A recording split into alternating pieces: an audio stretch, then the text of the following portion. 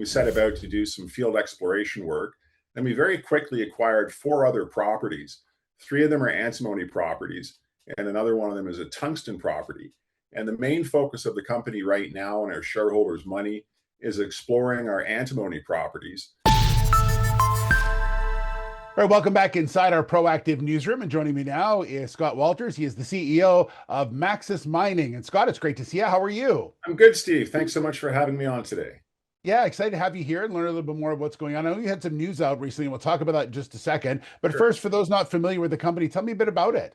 Yeah, fantastic. So we incorporated the company in Vancouver, BC in late 2024. We had a business thesis that we really wanted to focus our shareholder money on exploring critical minerals in Canada, specifically in BC, where we've historically got great relationships and had great success in exploration. And we viewed the critical mineral situation as one that was going to escalate. And we were certainly right on that. We've seen a complete cutoff from China on antimony and tungsten and many other critical minerals that are important to the Western Hemisphere. So we went about to take Maxus Mining public on an IPO in May 8th of 2025. So about 11 months ago. And we listed the property with our Penny Copper property, which had a historical 43-101 on it. We set about to do some field exploration work. And we very quickly acquired 4 other properties. 3 of them are antimony properties, and another one of them is a tungsten property. And the main focus of the company right now and our shareholders' money is exploring our antimony properties, which cover about 25,000 acres in total of our 37,000 acre portfolio package across British Columbia. And we're supported on all of our properties by fantastic infrastructure. We've got great road access to about 90% of our properties. We're near heliports and we're near local communities where we can get some great help from our exploration teams and First Nation partners. We very recently listed on the otcqb exchange, which is fantastic for us. We have quite a few interested American investors. And since we've gone public, we've raised about $6 million in 2 financings. We haven't taken any institutional money, but we've raised money predominantly from friends and family and flow-through funds, and that's totaled about $6 million. So right now we're doing some airborne VTEM, which is a helicopter-assisted high-resolution imaging. We're doing that across our tungsten and antimony properties with a core focus on the Alps Alturas antimony property, which we acquired in September of last year from a junior Australian exploration company that really wanted to focus on their iron ore assets, which gave us and the board a great opportunity to negotiate just a fantastic acquisition, which I don't think would be able to happen in 2026, given how prices have risen. So we're gearing up to do a few thousand meters of drilling. We have drilling permits in hand. We've been putting together a comprehensive field program that's going to start early in June of this year. We've got about $4 million set aside for our field exploration work. And overall, we run a very tight but very experienced management team overseeing our property exploration. We have a very low burn rate on a monthly basis. Net of exploration, it's about a $30,000 to $32,000 a month cost to actually run the company. And we're very excited about the field season upcoming here in 2026. Yeah. Scott, let me ask you, you had news out recently about gaining 100% control of one part of that Alturas, which really gets you an opportunity to consolidate all this under one umbrella, right? It does. And thanks for asking. It was a fantastic acquisition.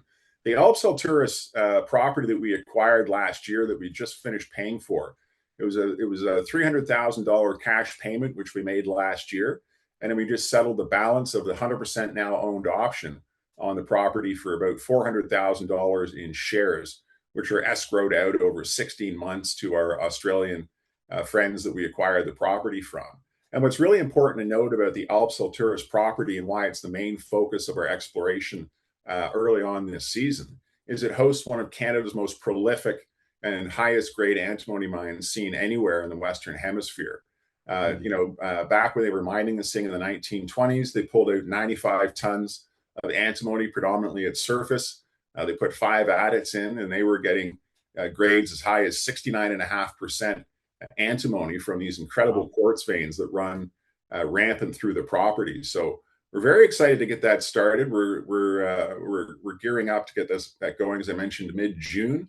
We're also going to be doing some ore sorting and metallurgy. There's extensive piles of waste rock from the historical mining, and we hope to be able to publish a 43-101 on that property later on this year. Scott, let me ask you about the drill program. Are you looking at a specific area that you're going to attack with this program? I know you're doing VTEM right now, so is that going to sort of lead into where you want to start? Yeah, great question. We're doing VTEM over all three of our antimony properties and our tungsten property. We completed a magneto MMT survey on our copper property last year. So the main focus of our drilling, we're going to be doing just over 2,000 meters, is directly on the Alps Alturas mine that had that historical production I was talking about. So very much looking forward to getting to work on that. As I mentioned, we've got great relationships with our First Nation partners in British Columbia, and we've got a great working relationship with the regulatory bodies. So really encouraged to get that moving later on this year. Okay, and last question, that is antimony. A lot of people have, in these rare earth times, have really grabbed their dictionaries to find out what all of this is for. And antimony is so needed around the world. And you mentioned obviously that it's looking for North American supply of it as well. Talk to me a bit about the antimony story. You're absolutely right. Antimony is one of the core critical minerals that's required for Western Hemisphere defense production of munitions, night vision, aircraft parts and the like. They famously said you can't fire a bullet without antimony. So it's really critical to the United States government. They've put in billions of dollars to support the development of antimony and related minerals, including Canada set aside over $5 billion to support critical minerals development here in Canada. So we're very encouraged by that. We've seen record high pricing, upwards of $47,000 a metric ton for US-based antimony. We're seeing record prices for tungsten and record prices for copper. So I think we're absolutely in the right space. And I think the work that we're going to be doing, looking to define an economic antimony resource here in Canada, will serve our shareholders very well. In the United States, in Montana in particular, Gary Evans and his team at US Antimony has the only full circuit antimony production cycle in North America. And they're about a 7-hour drive from our historic Alps Alturas antimony mine. So, in the future, our goal for our shareholders and for the team is to be really good upstream partners to downstream producers who are looking for high grade antimony. Historically, miners of antimony in the U.S. have been harvesting, 1 to 3% antimony from various properties in Mexico and across North America. So we hope to be sort of a high grade partner if our drilling and the future exploration bears that out, and I'm quite confident that it will be.